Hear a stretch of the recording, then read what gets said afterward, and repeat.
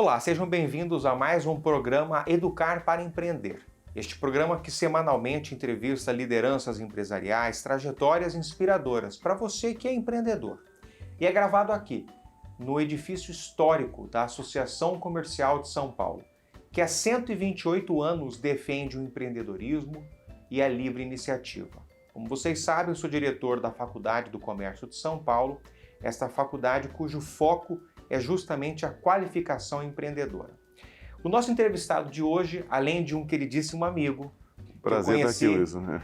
Que eu de fato conheci recentemente, não é? Mas na verdade é dono de uma trajetória inspiradora, que é o Rodrigo Trussardi. Rodrigo é um ícone já da moda brasileira, um grande estilista, um grande empreendedor da moda brasileira e tem no sangue essa paixão pelo empreendedorismo. Afinal de contas, ele é de uma das famílias mais importantes do Brasil no campo empresarial, que é a família Trussardi. O pai dele, Romeu Trussardi, até uma pequena curiosidade, presidiu aqui a Associação Comercial de São Paulo, era de fato uma grande liderança. E justamente, Rodrigo, esse início de programa aqui, eu quero já te perguntar sobre a trajetória da sua família no campo empresarial.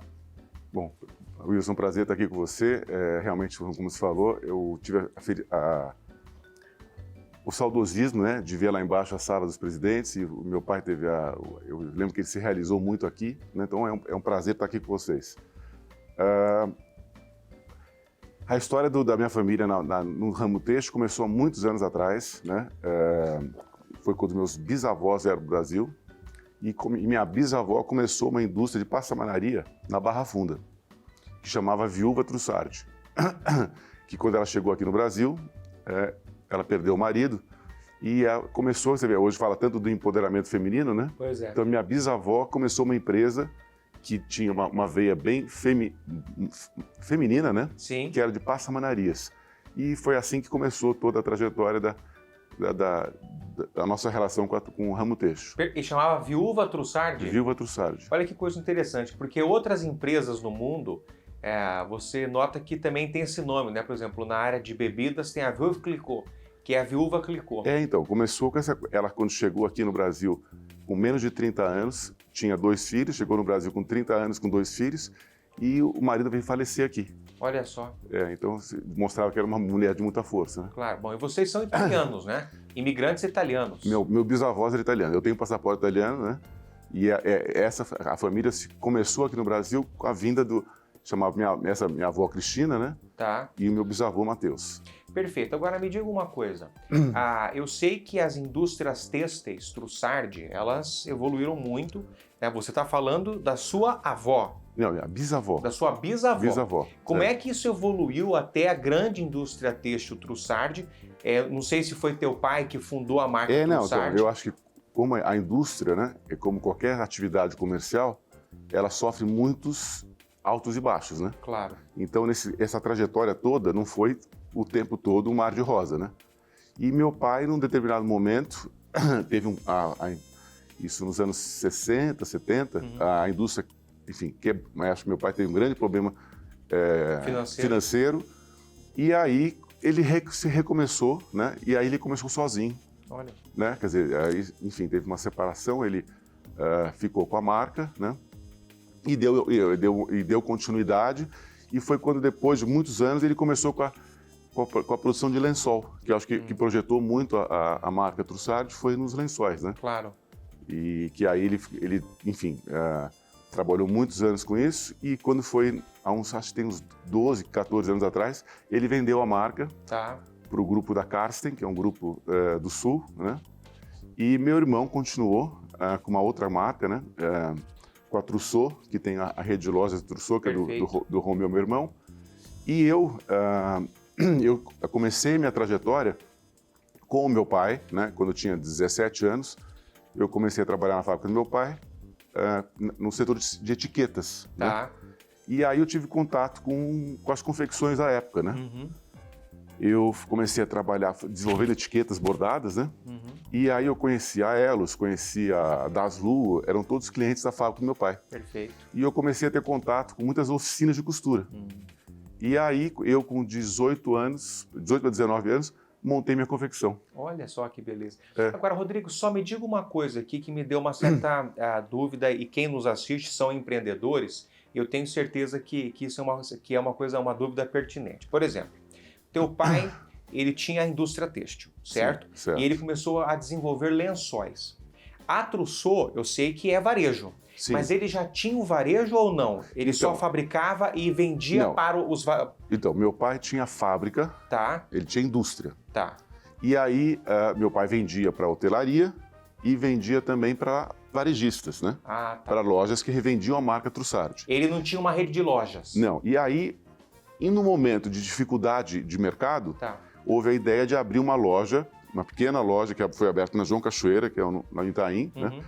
Que o meu irmão abriu a loja para tentar chegar mais próximo do consumidor final. Perfeito. E nesse decorrer da história, começou a ter ciúme das outros clientes do meu pai em relação à prática de preços, né, da Trousseau, Claro. ele começou a loja como Trousseau. Uhum. Então, até para terminar com essa ciumeira de uma coleção igual, você faz esse terno que você está usando. Se tem na loja do concorrente por um preço diferenciado, obviamente que a pessoa vai comprar onde está mais barato. Claro. Né?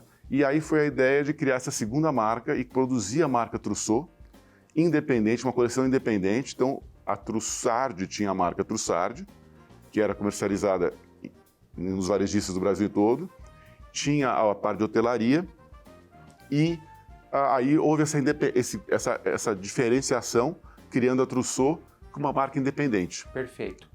E eu até contando um pouquinho, quando eu trabalhei com meu pai, depois que eu vendi a minha primeira marca, eu criei uma rede de lojas, né? Tá. Que quando eu vendi ela em 2004... Como chamava? Mixed. Mixed, tá. Mixed, né? Então, Bom, presente até hoje, ela tá de pé. então, eu comecei, né? Antes de começar a ter minha própria marca, eu trabalhei para muitas marcas aqui que tiveram muito sucesso. E eu vou citar uma que talvez muitos de vocês conheçam, que é a Pacalolo. Tá. Eu trabalhei durante muitos anos a Pacalolo como criador de coleções, que foi uma marca que teve muito sucesso no segmento de franquia, né? Que um abraço para o Beto, que era o dono, né? O Beto Nastari, que me deu essa grande oportunidade, né? Que eu cresci muito com ele, né? Tá.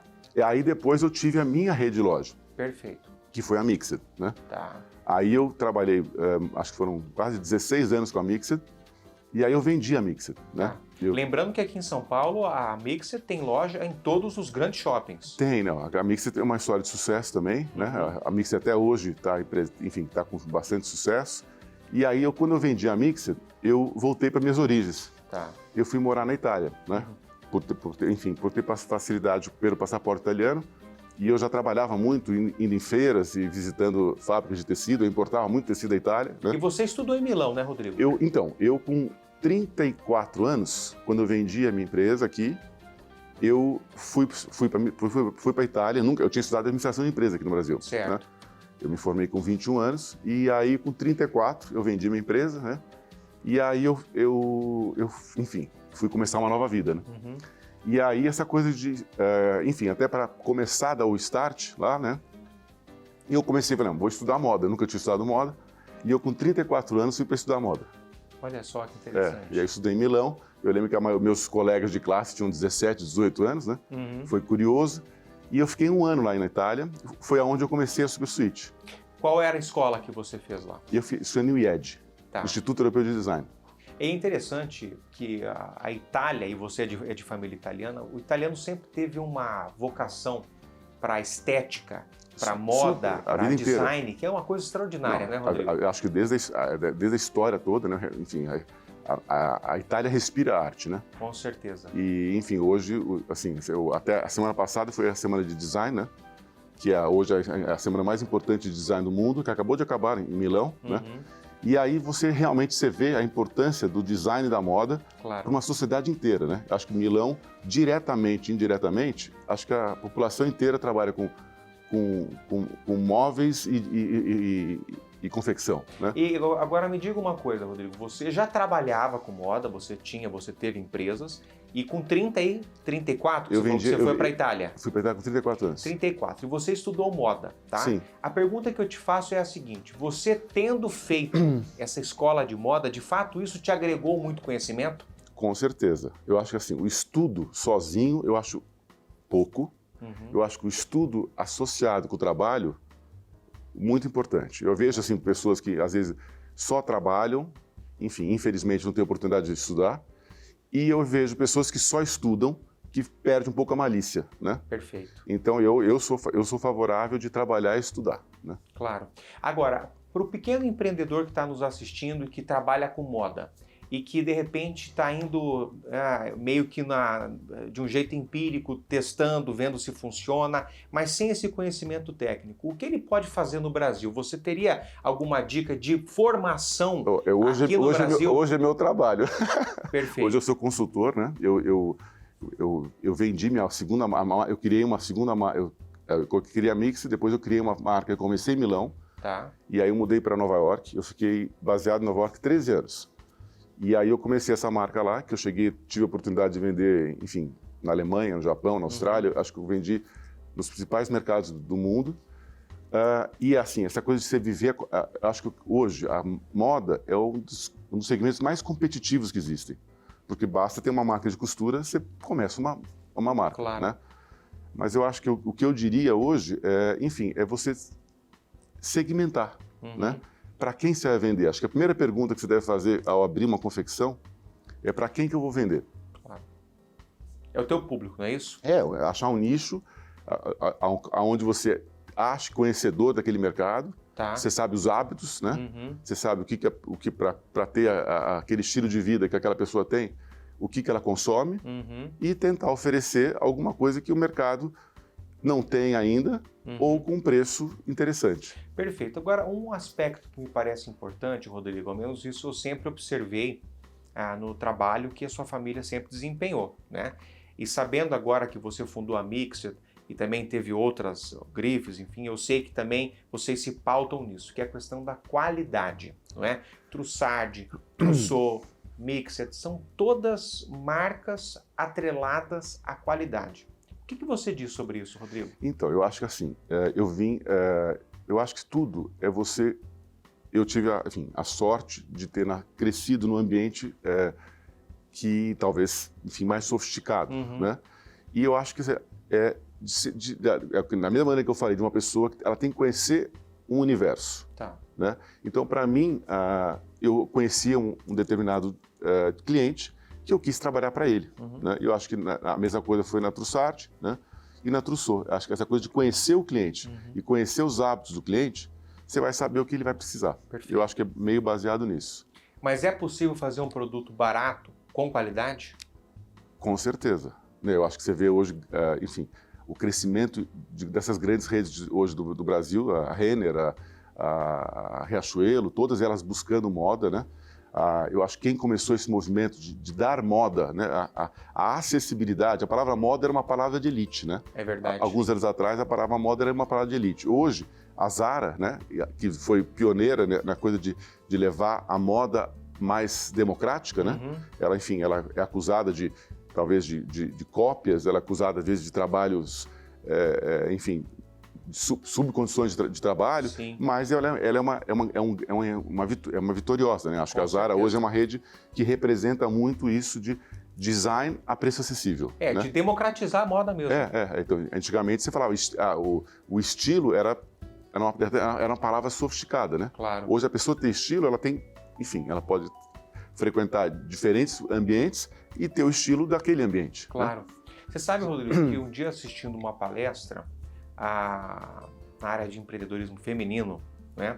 E aí estava palestrando neste evento a Glória Calil. E aí uma pessoa da plateia se levantou e falou assim, olha, Glória, você faz uma palestra muito linda, muito inspiradora, fala sobre estilo, sobre sofisticação, só que eu não tenho dinheiro, quer dizer, então como é que eu vou ter esse estilo todo que a senhora propõe que a gente tenha, que de fato a gente tem que ter sem ter dinheiro? Ela falou, olha, a senhora está completamente enganada.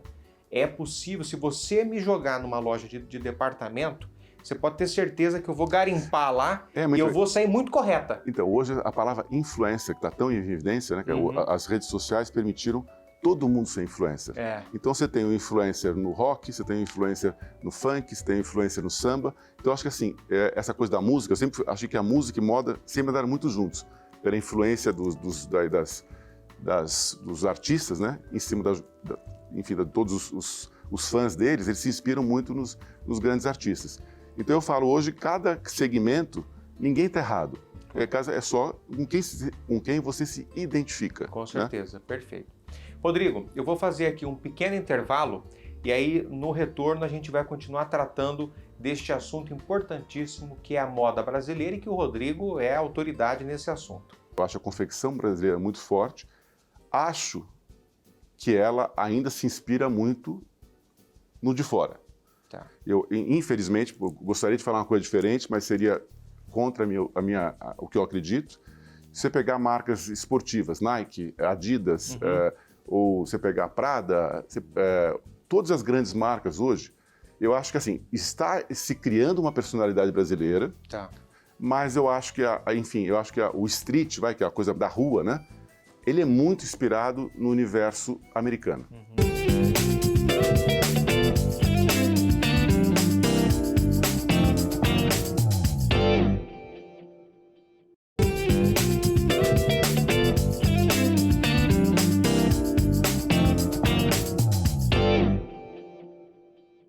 Bom, retornando aqui na nossa entrevista com o Rodrigo Trussardi, nós falávamos no último bloco sobre a história da família Trussardi, que na verdade é uma das famílias mais importantes do Brasil no ramo têxtil, né? O pai dele, Romeu Trussardi, um ícone da indústria têxtil brasileira, uma liderança empresarial, e ele, desde jovem, se interessou pela moda e se capacitou.